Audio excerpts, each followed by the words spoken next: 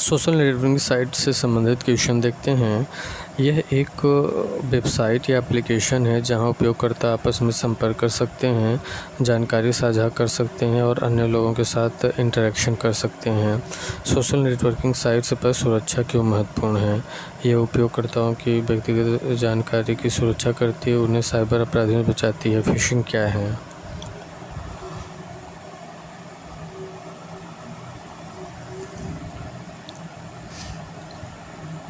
Fishing क्या है? यह एक धोखाधड़ी तकनीकी है जिसमें अपराधी नकली ईमेल या वेबसाइट के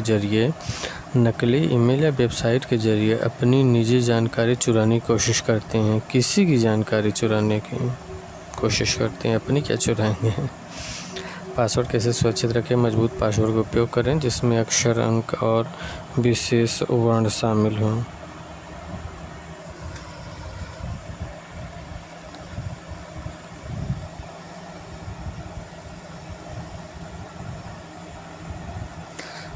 मजबूत पासवर्ड का उपयोग करें जिसमें अक्षर, अंक, विशेष वर्ण शामिल हो और समय समय पर इसे बदलें।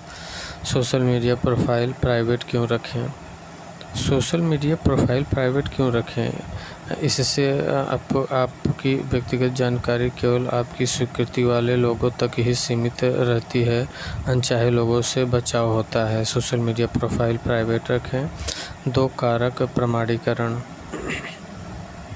एक सुरक्षा की अतिरिक्त परत जो कि आपके पासवर्ड के साथ और प्रमाणीकरण की आवश्यकता करती है। सोशल इंजीनियरिंग क्या है? यह एक तकनीक है जिसमें अपराधी उपयोगकर्ताओं को मनोवैज्ञानिक तरीके से धोखा देकर उनसे संवेदनशील जानकारी प्राप्त करने की कोशिश करते हैं। सोशल नेटवर्किंग साइट पर कौन कौन से खतरे होते हैं?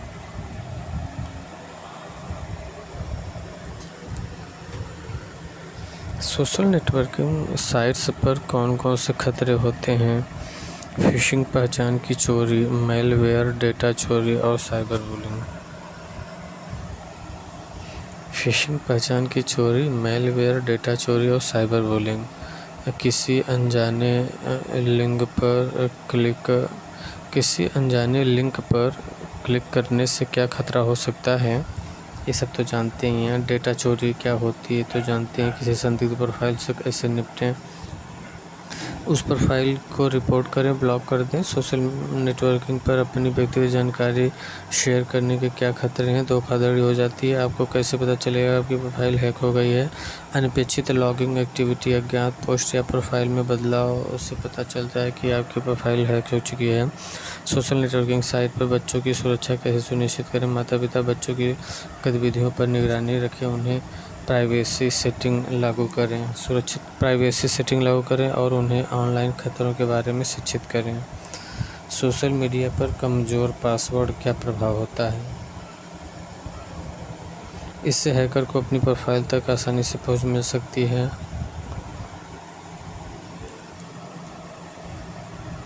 पब्लिक वाईफाई असुरक्षित हो सकता है और साइबर अपराधी इसका फ़ायदा उठा सकते हैं। मैलवेयर क्या है? यह एक हानिकारक सॉफ्टवेयर है जो आपकी डिवाइस को नुकसान पहुंचाने या आपकी जानकारी चुराने के लिए डिज़ाइन किया गया है। सोशल नेटवर्किंग पर एंटीवायरस क्यों आवश्यक है? यह आपके डिवाइस को वायरस, मैलवेयर और अन्य साइबर से बचाता है।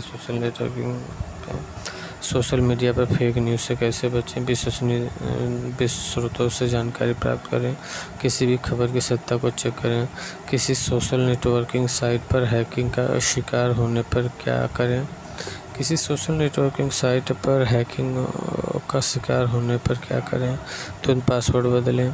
साइट की सहायता टीम में संपर्क करें और अपने बैंक व अकाउंट्स की जांच करें।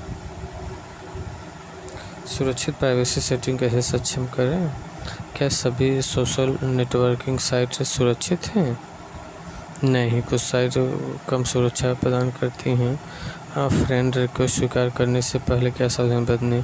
केवल उन लोगों की रिक्वेस्ट स्वीकार करें जिन्हें आप व्यक्तिगत रूप से जानते हैं। सोशल नेटवर्किंग साइट पर अज्ञात एप्लीकेशन का उपयोग क्यों जोखिम भरा है? ये एप्लीकेशन आपकी व्यक्तिगत जानकारी चुरा सकते हैं, आपके डिवाइस को संक्रमित कर सकते हैं।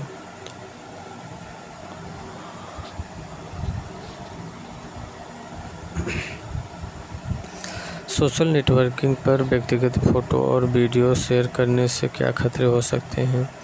इन्हें गलत तरीके से इस्तेमाल किया जा सकता है, और जैसे कि पहचान चोरी, ब्लैकमेल के लिए। किसी पोस्ट को शेयर करने से पहले क्या सोचना चाहिए? ये सुनिश्चित करें कि पोस्ट में कोई संवेदनशील जानकारी न हो, आपकी गोपनीयता या दूसरी सुरक्षा खतरे में न डालें। क्या सोशल मीडिया पर लाइव लोकेशन शेयर करना सुरक्षित है? नहीं, यह आपको सुरक्षा के लिए जोखिम डाल सकता है, क्योंकि आपकी वर्तमान स्थिति को उजागर कर सकता है। लाइव क्या हैकर्स आपके सोशल मीडिया प्रोफाइल के माध्यम से आपके बैंक अकाउंट्स तक पहुंच सकते हैं? हाँ। क्या हैकर्स आपके सोशल मीडिया प्रोफाइल के माध्यम से आपके बैंक अकाउंट तक पहुंचते हैं? हाँ। अगर आपकी प्रोफाइल पर पर्याप्त जानकारी मौजूद है तो वे उसका उपयोग आपकी बैंकिंग जानकारी तक पहुँच कर सकते हैं। सोशल मीडिया पर अधिक जानकारी सार्वजनिक करने से क्या नुकसान है? कैसे पता करें कि आपके सोशल मीडिया अकाउंट से कोई अनैतिक गतिविधियाँ हो रही हैं? क्या सोशल नेटवर्किंग साइट आपके डेटा को बेच सकती है? कुछ साइट्स उपयोगकर्ता की सहमति से डेटा बेच सकती हैं, इसलिए हमेशा प्राइवेसी पॉलिसी को ध्यान से पढ़ें। सोशल मीडिया प्रोफाइल को डिलीट करने से आपका डेटा पूरी तरह से मिट जाता है? सोशल मीडिया प्रोफाइल को डिलीट करने से आपका डेटा पूरी तरह से मिट जाता है। कुछ साइट डेटा को कुछ समय तक स्टोर कर सकती हैं, इसलिए डेटा हटाने की प्रक्रिया को जांचें। कैसे सुनिश्चित करें कि आपकी सोशल मीडिया चैट सुरक्षित है? एंड-टू-एंड एन्क्रिप्शन का उपयोग करें और अज्ञात या संदिग्ध व्यक्तियों से चैट करने से बचें। सोशल मीडिया पर किसी अन्य व्यक्ति के नाम से अकाउंट बनाने का क्या परिणाम हो सकता है? ये गैर कानूनी है, इससे आपको कानूनी कार्रवाई का सामना करना पड़ सकता है। क्या सोशल मीडिया पर हमेशा अपडेट रहना ज़रूरी है? नहीं, अपने डेटा और सुरक्षित के प्रति जागरूक रहे, अपडेट शेयर करें। सोशल मीडिया पर मैसेजेस को सुरक्षित कैसे रखें? संदिग्ध लिंक पर क्लिक न करें। किसी लिंक को खोलने से पहले क्या करना चाहिए? लिंक की सत्यता की जांच करें, सुनिश्चित करें किसी विश्वसनीय स्रोत से हैं। क्या सभी सोशल नेटवर्किंग साइट सुरक्षित कनेक्शन का उपयोग करती हैं? नहीं, कुछ सोशल साइट्स HTTPS या सुरक्षित कनेक्शन का उपयोग करती हैं।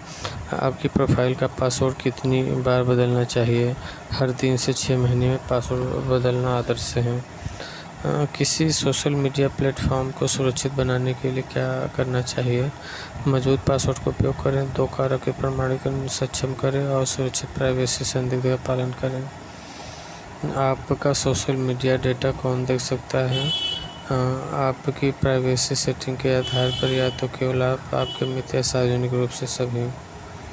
सोशल मीडिया पर स्पैम मैसेज से कैसे निपटें? स्पैम भेजने वाले उपयोगकर्ताओं को रिपोर्ट करें और ब्लॉक कर दें।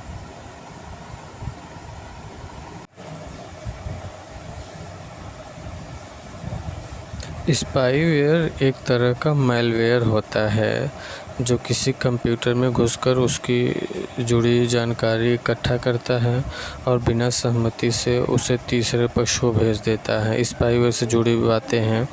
स्पाईवेयर का मकसद आमतौर पर क्रेडिट कार्ड नंबर, बैंकिंग जानकारी, पासवर्ड जैसे संवेदनशील डेटा को हासिल करना है। स्पाईवेयर से संबंधित स्पाईवेयर इंटरनेट गतिविधियों पर नज़र रखता है और लॉगिन क्रेडेंशियल को ट्रैक करता है। स्पाईवेयर की मौजूदगी अक्सर यूजर से छिपी रहती है।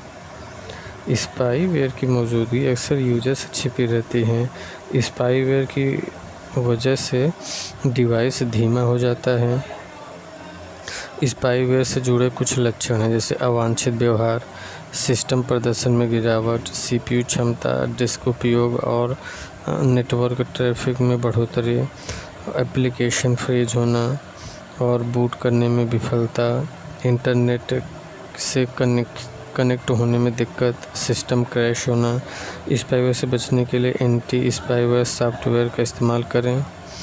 सॉफ्टवेयर को अपडेट रखें और संदिग्ध वेबसाइट को डाउनलोड से बचें। स्पाईवेयर एक प्रकार का मैलवेयर है जो आपके डिवाइस पर छिपकर आपकी गतिविधियों पर नज़र रखता है तथा बैंक विवरण, पासवर्ड जैसी संवेदनशील जानकारी को चुराता है। स्पाईवेयर एक प्रकार का कंप्यूटर प्रोग्राम है जो किसी व्यक्ति के कंप्यूटर या मोबाइल डिवाइस पर गुप्त रूप से स्थापित किया जाता है ताकि मालिक की निजी जानकारी प्राप्त किया सके, जैसे देखी गई वेबसाइट की सूची, पासवर्ड और क्रेडिट नंबर आदि।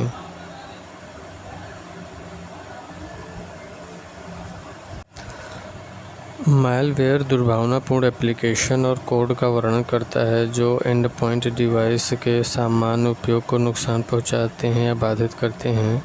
जब कोई डिवाइस मालवेयर से संक्रमित हो जाता है तो उसका अनधिकृत पहुंच, समझौता किए गए डेटा तथा डिवाइस से बाहर होने का अनुभव हो सकता है जब तक कि आप फिरौती का भुगतान न करें।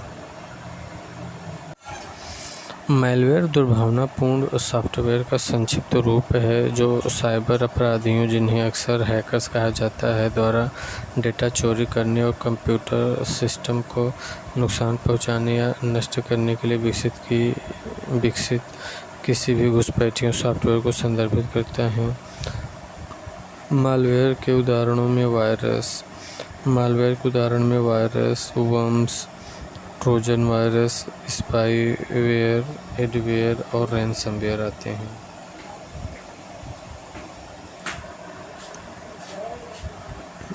मैलवेयर के उदाहरणों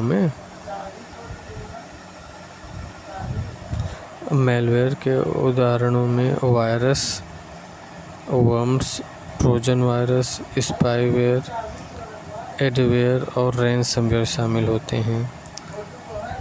आम मैलवेयर के उदाहरणों में virus, worms, Trojan virus, spyware, adware और रैनसमवेयर शामिल हैं।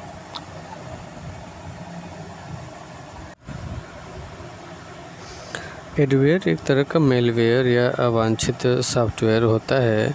यह आपके डिवाइस पर गुप्त रूप से इंस्टॉल हो जाता है और अवांछित विज्ञापन और पॉपअप दिखाता है।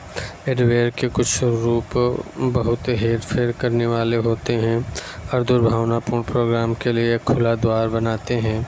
एडवेयर के बारे में कुछ और बातें हैं कि एडवेयर को विज्ञापन समर्थित सॉफ्टवेयर भी कहा जाता है। नाम ही है एडवेयर। एडवेयर को विज्ञापन समर्थित सॉफ्टवेयर भी कहा जाता है। जैसे क्लिक किया दूसरा खुल जाता है। यह आमतौर पर कंप्यूटर के लिए बनाया जाता है लेकिन मोबाइल डिवाइस पर भी पाया जा सकता है। एडवेयर आपके सर्च और ब्राउजिंग इतिहास को ट्रैक करके आपके ज़्यादा प्रासंगिक विज्ञापन दिखा सकता है। एडवेयर से बचने के लिए प्रतिष्ठित एंटीवायरस या एंटी मैलवेयर सॉफ्टवेयर का इस्तेमाल करें। आपके ऑपरेटिंग सिस्टम और एप्लीकेशन को नवीनतम सुरक्षा पैच के साथ अपडेट रखें। फाइल डाउनलोड करते समय सावधानी बरतें और संदिग्ध वेबसाइटों का लिंक से बचें।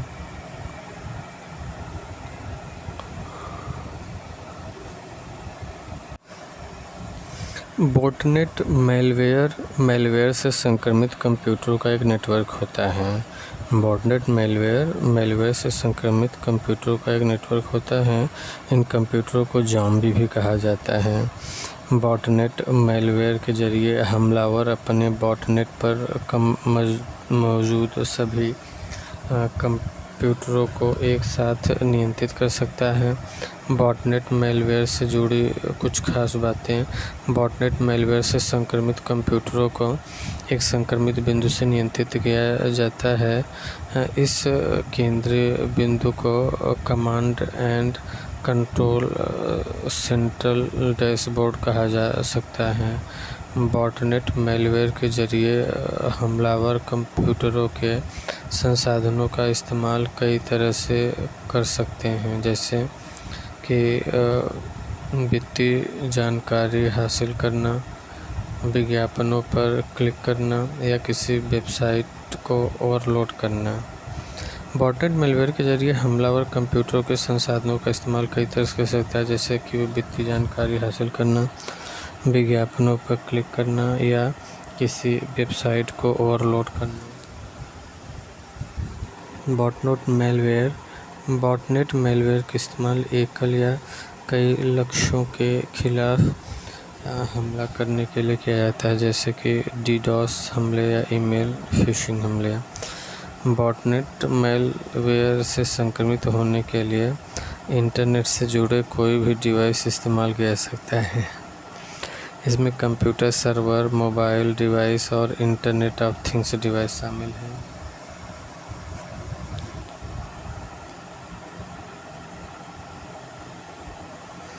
बॉटनेट मैलवेयर का इस्तेमाल एकल या कई लक्ष्यों के खिलाफ हमला करने के लिए किया जाता है,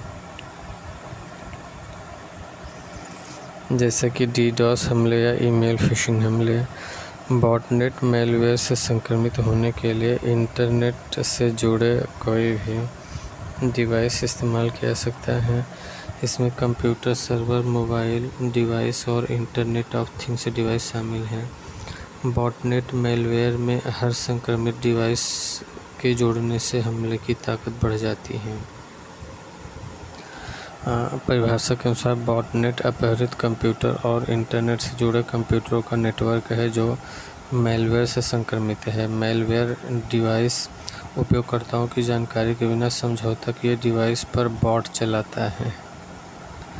परिभाषा के अनुसार बॉटनेट अपहरित कंप्यूटरों और इंटरनेट से जुड़े उपकरणों का नेटवर्क है जो मैलवेयर से संक्रमित है और मैलवेयर डिवाइस उपयोगकर्ताओं की जानकारी के बिना समझौता किए डिवाइस पर बॉट चलाता है।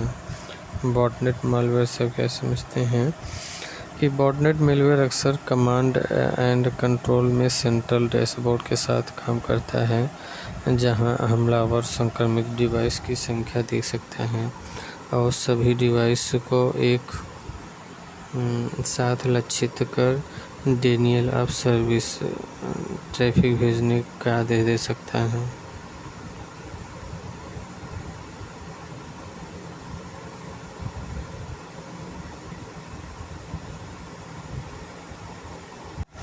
बॉटनेट